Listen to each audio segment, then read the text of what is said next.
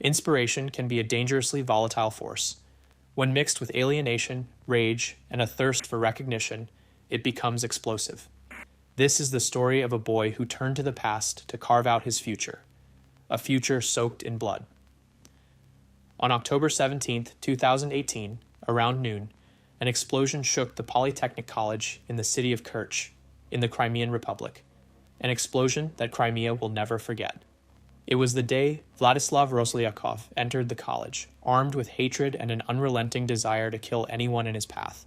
Vladislav Roslyakov was born on May 2, 2000 in Kerch, into a troubled family. He was a fourth-year student at the Kerch Polytechnic College. His parents divorced when he was still a child. His father had a criminal record and a history of violence. Vladislav lived with his mother, a nurse, in a rented apartment. Teachers described him as polite, though he thought of them as cruel. He hated the college and hinted to acquaintances that he would get revenge one day. Most students didn't even notice him. Neighbors recalled a quiet home, but at school, Vlad seemed strange. Those who knew him called him withdrawn and silent, friendless, without a disciplinary record. But something dark was brewing inside. His social media page contained no personal photos and hadn't been updated since 2014. Among the few images were anti-fascist symbols, support for so-called Novorossiya, and a portrait of President Putin in an imperial uniform. One hot day, Vlad suffered heat stroke while riding on a bus. Out of all the passengers, only one person stepped in to help, a girl named Liza. She led him off the bus, brought him into the shade, and gave him water. Sometime later, Roslyakov found her on social media and messaged her from a fake account. He tried to test the waters, sharing bits about himself, including his difficult personality and how he felt he had spiraled into nihilism. Liza eventually replied, saying she was the complete opposite of him. Vlad responded that every person felt like his complete opposite. He also mentioned his fascination with firearms and claimed he already had a gun locked in a safe. At one point, he suggested they go shooting together. It's possible he was hoping to turn her into a partner, someone who might join him in carrying out the massacre at the college.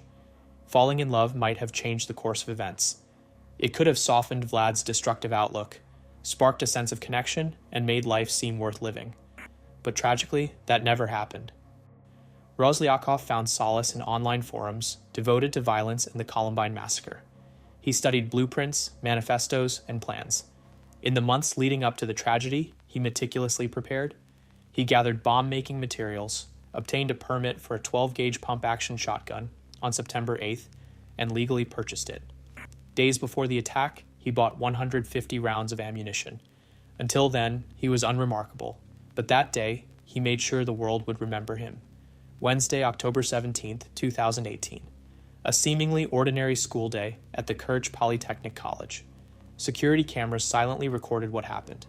An 18-year-old pale, thin teenager entered the building with a black backpack, carrying a bomb, and a large sports bag over his shoulder.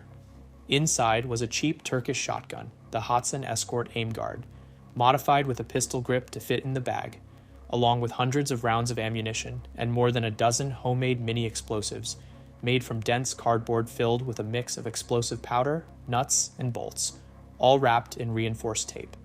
In his pocket was a vial of ricin, in case the plan failed. Roslyakov entered the college through a back entrance during the second class period. His face was expressionless, his actions calculated. He quickly made his way to the second floor and entered a restroom closed for repairs. He kept glancing at his old cell phone. Everything was timed to the minute. He left the bag with the shotgun inside the restroom and briefly greeted a young man in the corridor who was holding a USB stick. At first, investigators thought he was Roslyakov's accomplice, but it turned out the man was just a lab assistant bringing work to the assistant director. He left the building just minutes before the explosion, a narrow escape. Before planting the bomb, Roslyakov descended to the first floor, heading toward the emergency exit near the library. The door was held shut by 2 hinges and a latch, but fire safety rules prohibited locking it. Vlad had brought a padlock, planning to seal the exit so students couldn't flee. He expected them to run into the library instead, mirroring the 1999 Columbine shooting, where most victims died in the school library. But the plan failed.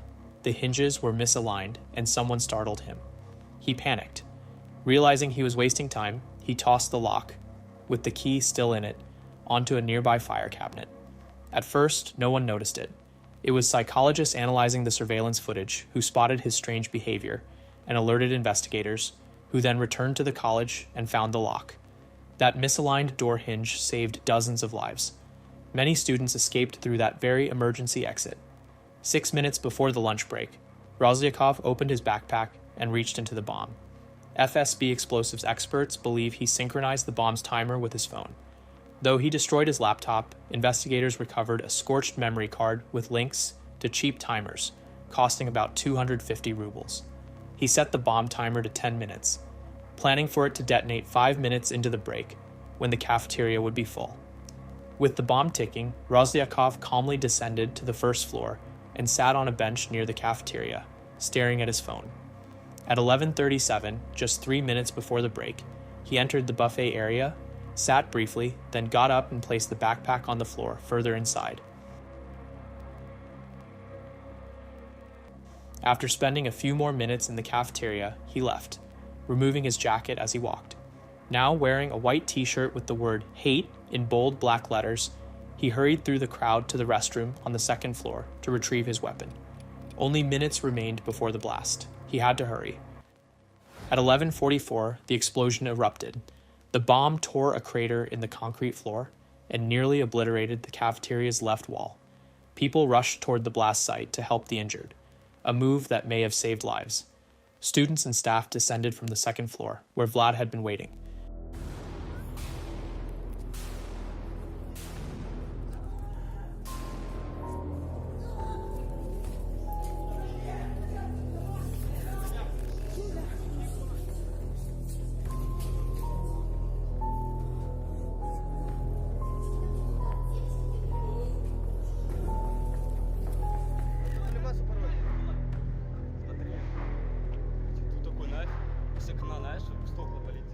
Hearing the noise, Rozlyakov fired 5 rounds from the restroom window into the courtyard, killing 2 16-year-old students and injuring several others.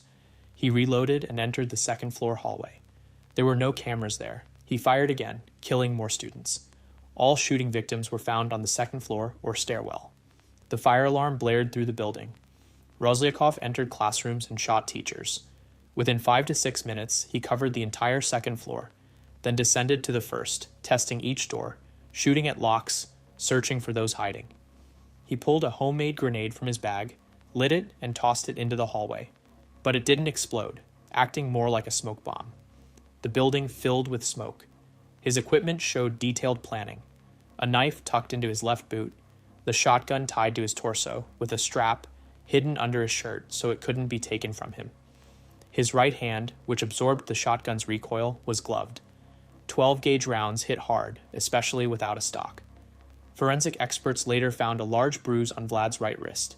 He fired down corridors, paused between stairwells to shoot from windows. Enraged by the wailing alarm, he shot the speaker and fire cabinet. He entered the computer lab and shot monitors. Then he headed to the library, but his plan unraveled. That morning, the librarian had warned the director she was leaving for a medical appointment. She hung a sign and locked the door. Rozlyakov had to blast the lock at point-blank range. The terror lasted less than 10 minutes, but its echo will never fade. Blood on tiles, silent, emptied classrooms, bullet holes in doors. He sat down next to a bookshelf, waited quietly for a while, and it was over. Police found his body among broken glass, blood, and spent shells. Unlike Harris and Klebold, whose bombs failed to detonate, Roslyakov's explosion succeeded. He achieved what they couldn't. His final toll, 20 dead, 67 wounded, surpassed theirs. Among the dead was the girlfriend of a student. Gravely injured during the attack, she had to undergo an amputation. Doctors remained hopeful, and her boyfriend kept vigil at her bedside, but her condition rapidly worsened. She passed away during an emergency transfer to a hospital in Moscow. After learning of her death, he posted a message on social media, "I love you, together forever," and left a note before stepping toward a fourth-floor window. According to medical reports, he sustained multiple spinal fractures in the fall and was hospitalized in critical condition. Police found disturbing internet searches, sketches, and writings. Rozlyakov idolized the Columbine shooters. He didn't just want to repeat history, he wanted to outdo it. His father, previously convicted of assault, died months later after being beaten. Rozlyakov was cremated and buried under a false name. The town was left to mourn the victims and make sense of the horror. And so ended the story of the Russian Columbine,